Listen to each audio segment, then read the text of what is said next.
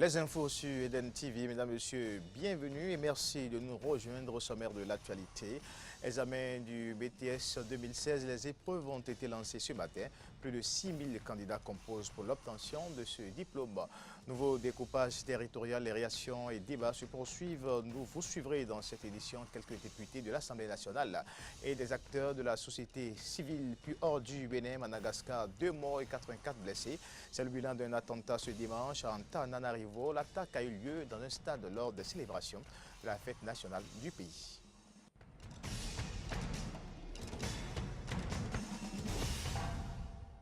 Bienvenue à toutes et à tous. 6404 candidats composent depuis ce matin pour l'obtention du brevet de technicien supérieur BTS. Le lancement officiel des épreuves a eu lieu au collège catholique Père Opierre de Cotonou par la ministre de l'Enseignement supérieur et de la recherche scientifique. 12 centres d'examen sont retenus pour abriter 3178 candidats garçons et 3226 filles qui composent dans 25 centres. Suivons les déclarations de la ministre de l'Enseignement supérieur. J'encourage tous les candidats et candidates à bien travailler et à toute l'équipe de supervision, de correction et de surveillance de jouer leur partition pour que le BTS 2016 soit un BTS de qualité, parce que nous sommes dans l'ère de la qualité, beaucoup d'accent sur la formation de qualité. Et je profite pour demander aux établissements privés d'accorder une attention particulière à la formation des candidats et des candidates, parce que nous allons faire des contrôles et ceux qui ne répondraient pas aux normes et qui ne répondraient pas aux normes de qualité, aussi bien au niveau de la formation, des curricula de formation que des enseignants, auront des comptes à rendre à l'État béninois. Cette légère diminution peut être due, je le dis bien, à la préférence des candidats d'aller directement à la licence professionnelle. C'est un choix, mais il est toujours souhaitable pour nos candidats d'avoir plusieurs cordes à leur arc en matière de professionnalisme.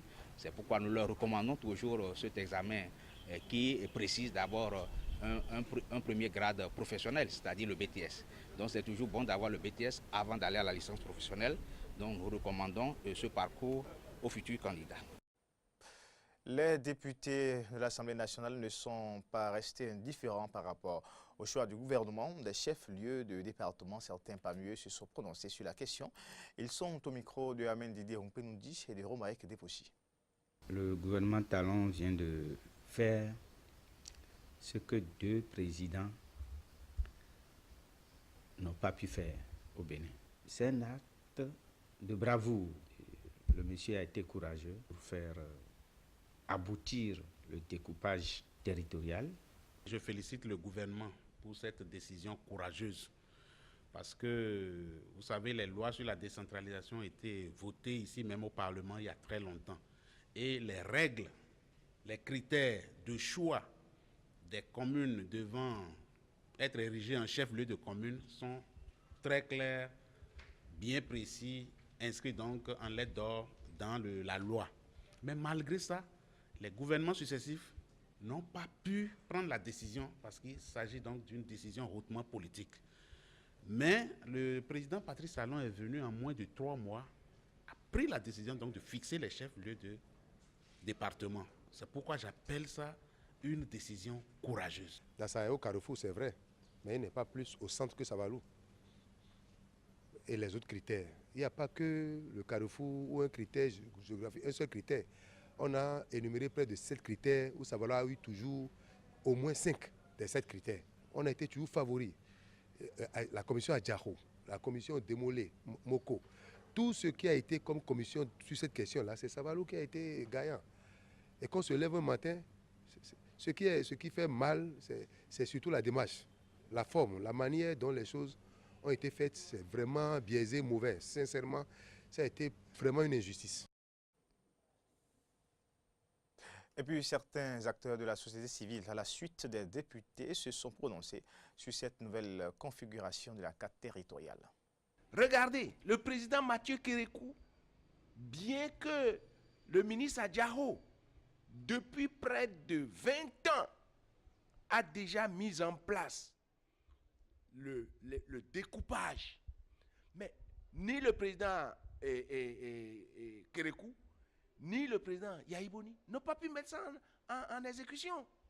Et nous avons toujours reproché le fait qu'on ne peut pas doubler des départements aussi grands pour être gérés par un seul préfet.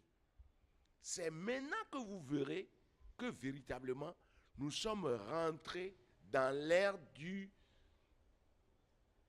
de la décentralisation et de la déconcentration. La mise en application, ce n'est que ça qu'on attendait. Ce n'est pas le président Talon qui a choisi les chefs-lieux. Non, les chefs-lieux ont été choisis par les experts depuis des lustres. Et il ne suffisait qu'à les mettre en application. Les autres ne pouvaient pas les mettre en application parce qu'ils avaient peur pour leur électorat. Le président Talon aujourd'hui n'a pas d'électorat à discuter après 5 ans. Donc, il a trouvé que c'était un beau projet et qu'il fallait mettre en application pour que la décentralisation puisse prendre véritablement corps, pour que la décentralisation, la déconcentration puisse aussi prendre corps afin que le développement de chaque commune s'amorce pour donner le développement des départements et pour donner le développement de notre cher pays, le Bénin. Je dois vous dire que depuis qu'on a retenu qu'il faut 12 départements, le Bénin fonctionnait comme si on avait 12 départements, mais on n'avait pas l'effectivité. Maintenant, on est rentré dans l'effectivité après quelques négociations, quelques conciliabules et quelques visites de terrain opérées par le chef de l'État. Nous saluons donc cette initiative qui a été faite et qui permet maintenant, parce que depuis qu'on a parlé de 12 départements, et on n'est pas entré dans l'effectivité de ces 12 départements pour qu'on puisse impulser une dynamique territoriale à partir de ces 12 départements, les bailleurs de fonds ne financent pas. Il y a plusieurs milliards qui sont restés sans être utilisés. Il y a plusieurs financements qui, aujourd'hui, devaient faciliter le développement du territoire, de ces territoires-là. Ce que je reproche, c'est encore que les 6 autres communes qui sont les chefs-lieux maintenant, des départements qui sont là, qui étaient là, qu'on connaissait, mais qui n'ont pas les infrastructures. Ces infrastructures ne sont pas là. Les nouveaux préfets, là, ils vont s'asseoir où pour faire le travail? Et comment ça va se passer? Vous voyez un peu? Donc là, on peut parler de précipitation. Et comment on peut coordonner, comment on appelle une préfecture sans personnel? Donc il y a des préfets sans personnel, il y a des préfets sans bureau, il y a des préfets peut-être sans portefeuille. Ils ont peut-être quelque chose, ils savent ce qu'ils veulent faire dans le commandement. Donc c'est un niveau de commandement, c'est sûr. Mais vous voulez commander qui? Le territoire est là, la population est là, mais il n'y a pas une administration. Il n'y a pas une structuration qui soit là. C'est ce que nous avons reproché au Patrice Talon, au gouvernement de Patrice Talon dans ce processus. Cependant, il est important de considérer qu'on a besoin de bouger. On a besoin de faire bouger les choses. Et on doit être ensemble pour accompagner le développement, comme je l'ai dit, le développement participatif dans ce cadre-là. Autre dossier dans cette édition, faire de l'Afrique un continent développé grâce à son patrimoine. C'est autour de ce thème que les journalistes béninois ont discuté vendredi à la Maison des médias. Comme invité, Samuel Kidiba, directeur de l'École du patrimoine africain. Le point avec Fréjus Séoulan et Fréjus Fiossi. Dans plusieurs pays africains, la gestion du patrimoine n'est souvent pas une priorité. Et le sous-développement de l'Afrique vient de ce fait qu'il n'y ait pas de politique de valorisation du patrimoine africain qui prenne en compte le naturel qui fait du continent noir l'Afrique, a précisé Samuel Kidiba, directeur de l'École du patrimoine africain, aux journalistes béninois, à la faveur de leur rendez-vous hebdomadaire. On ne peut pas parler développement sans prendre en ligne de compte ce qui fait de nous Africains, nos habitudes alimentaires, le vestimentaire, et tout ce que vous savez. Et donc aujourd'hui, nous pensons que nous devons avoir un patrimoine de l'intégration africaine, par exemple. Un patrimoine de l'économie. Pas le tout économique parce que, comme vous le savez aussi, on ne peut pas prétendre aller au développement sans tenir compte de cet aspect qui est très important. Or, aujourd'hui, l'Afrique a cette manie de copier et de coller ce qui ne va pas toujours avec son environnement culturel. Aujourd'hui, si je colle un peu l'actualité aujourd'hui, vous avez suivi le départ de la Grande-Bretagne qui a quitté l'Union européenne Mais moi, ce que j'ai retenu dans ce qui se dit en tant que professionnel du patrimoine, c'est quoi? C'est que l'Union européenne est presque une union pour les élites. C'est-à-dire qu'on ne tient pas compte des desiderata des communautés. Et c'est ce qui se passe en Afrique. Tant que l'Afrique n'ira pas vers les communautés qui sont détentrices du patrimoine, tant que l'Afrique ne regardera pas son environnement culturel, son environnement en tant que tel, l'Afrique ne pourra pas avancer. Il est donc important pour les États africains d'accorder plus d'intérêt au patrimoine du continent pour son réel développement. Et sur ce plan, les efforts du Bénin en Afrique ne passent pas inaperçus, puisque le pays abrite non seulement une institution de formation dans le domaine patrimonial, mais est aussi son plus grand contributeur. À tout seigneur, tout honneur, l'EPA, c'est une fierté pour le Bénin. Et tout à l'heure, quand je vous disais que l'Union africaine a fait de nous une institution panafricaine, mais c'est une action, en grande partie, de la diplomatie béninoise.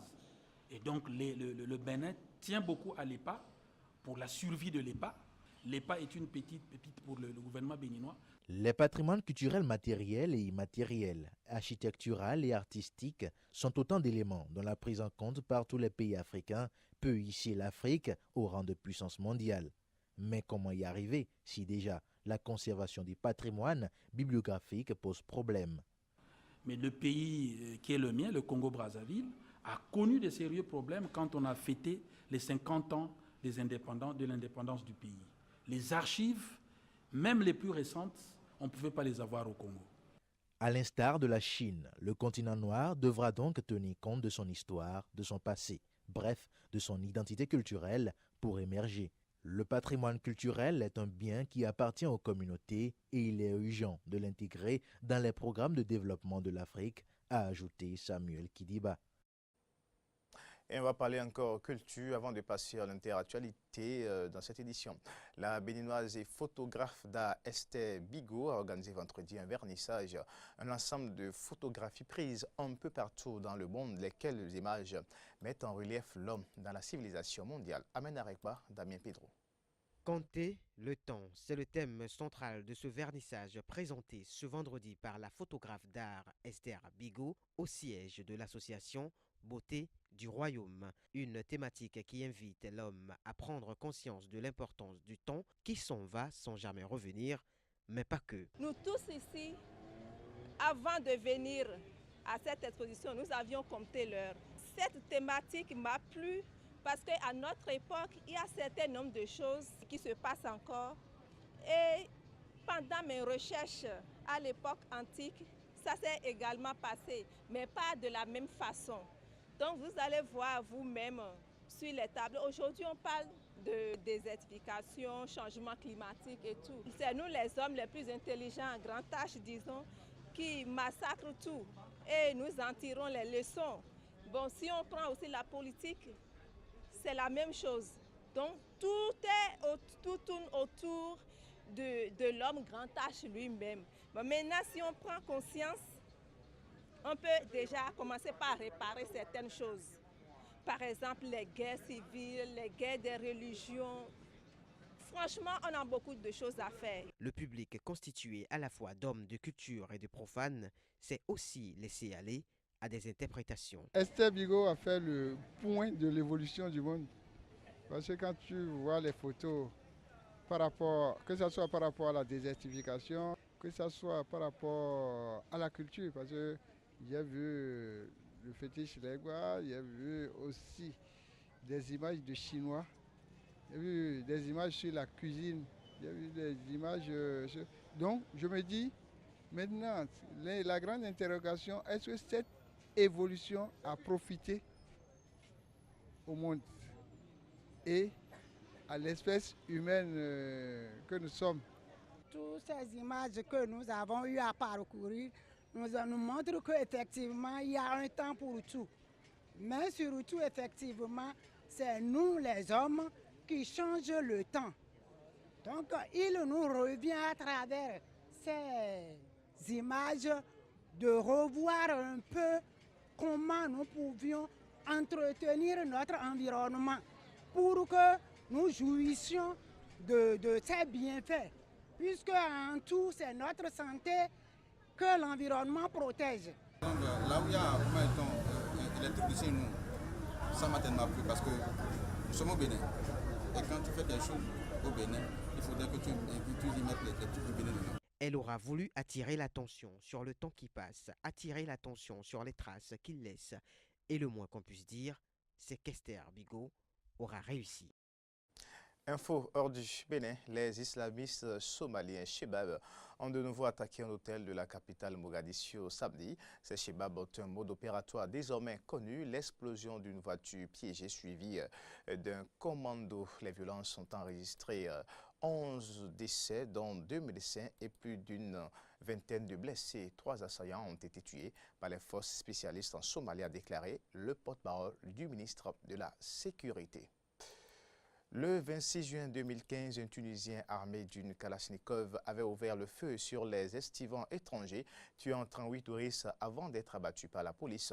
Un an plus tard, le bilan dans le secteur du tourisme est calamité dans le pays. Pour regagner la confiance des vacanciers qui ont déserté le pays, la Tunisie met l'accent sur le renforcement de la sécurité. Reportage. Dans la cité balnéaire tunisienne de Yasmine Hammamet, les forces de police sont présentes à l'entrée, mais aussi sur les plages. Contrôle de sécurité et caméras de surveillance dans les hôtels sont devenus la norme. Les hôtels ont mis les moyens sur la sécurité pour vendre la destination Tunisie. Autrefois, on vendait le soleil, on vendait les plages. Maintenant, on vendait le soleil, les plages et la sécurité. La sécurité, maintenant, devient un argument de vente. Et voilà, on dépense beaucoup plus sur la sécurité et on essaie de montrer et de valoriser l'effort sécuritaire, quel que soit de l'État, quel que soit de l'établissement. Un an après le meurtre de 38 touristes sur une plage de Sousse, la sécurité est la priorité des autorités pour faire revenir les voyageurs. Le tourisme est une industrie vitale pour l'économie tunisienne. Le secteur représente 7% du PIB du pays. En préparation de la saison touristique, nous nous sommes concentrés sur 3 ou 4 points dont le plus important est la situation sécuritaire. Les visites d'inspection sont quasi quotidiennes pour toutes les installations touristiques, les restaurants, les sites historiques, les unités hôtelières, ainsi que le suivi du respect des circulaires communes du ministère du Tourisme et de l'Intérieur. Les marchés européens traditionnels comme la France ou la Grande-Bretagne ont chuté de 65% par rapport à 2010 avant la Révolution. La Tunisie se tourne donc vers l'Europe de l'Est pour revitaliser ce secteur en souffrance. Nous avons espoir cette année que les Russes qui nous font confiance, c'est un marché sur lequel nous nous sommes investis depuis plus d'une dizaine d'années, que ce marché puisse retrouver ses couleurs en Tunisie. Les chiffres des réservations jusque-là sont bons. J'espère qu'ils se confirmeront réellement. Le gouvernement espère recevoir 300 000 touristes russes cette année, 6 fois plus qu'en 2015. Pour assurer leur sécurité, 1500 agents supplémentaires devraient être déployés sur le terrain. On reste sur le continent. Un attentat à la grenade lié, selon le président malgache, à une divergence politique a fait au moins 2 morts et 84 blessés dimanche dans un stade d'Antananarivo lors des célébrations de la fête nationale du Madagascar. L'explosion a eu lieu vers 19h, soit 16h GMT, dans le stade municipal de Marmasia où se tenait un concert gratuit à l'occasion de la fête de l'indépendance de cette ancienne colonie française. Selon un dernier bilan donné par la gendarmerie, dans la nuit, l'attaque a fait 2 morts, des adolescents âgés de 16 et 18 ans et 84 blessés. Écoutons les propos du Premier ministre malgache. Ce qui s'est passé tout à l'heure à Mahamas, vraiment, c'est un acte odieux. Le gouvernement n'accepte pas et n'acceptera pas vraiment ces manœuvres de déstabilisation. Il y a eu du sang qui a coulé et on va mettre tout ça sur le dos du gouvernement. Et là, on n'accepte pas et on n'acceptera pas. Oui, c'est le président, mais c'est surtout le peuple malgache qu'on a visé. Pourquoi ? Pourquoi c'est le peuple malgache, comme j'ai dit tout à l'heure? Parce que, bon voilà, la fête de l'indépendance, c'est la fête de tous les malgaches. C'est pas la fête du président de la République avec les autres membres du gouvernement, mais c'est la fête de tous les malgaches. Et on va rester à Madagascar pour dire qu'une nouvelle génération de créateurs de mode émerge depuis quelques années. Et même s'il n'existe pas une école de stylisme dans le pays avec beaucoup d'audace, ces chefs d'entreprise ambitieuses, ces chefs d'entreprise ambitieux visent, j'allais dire, déjà une clientèle internationale. Reportage. Des sacs tendance entièrement conçus à la main, des nœuds papillons remis au goût du jour. Manuela Rakutmang dirige la marque Alizé depuis 3 ans.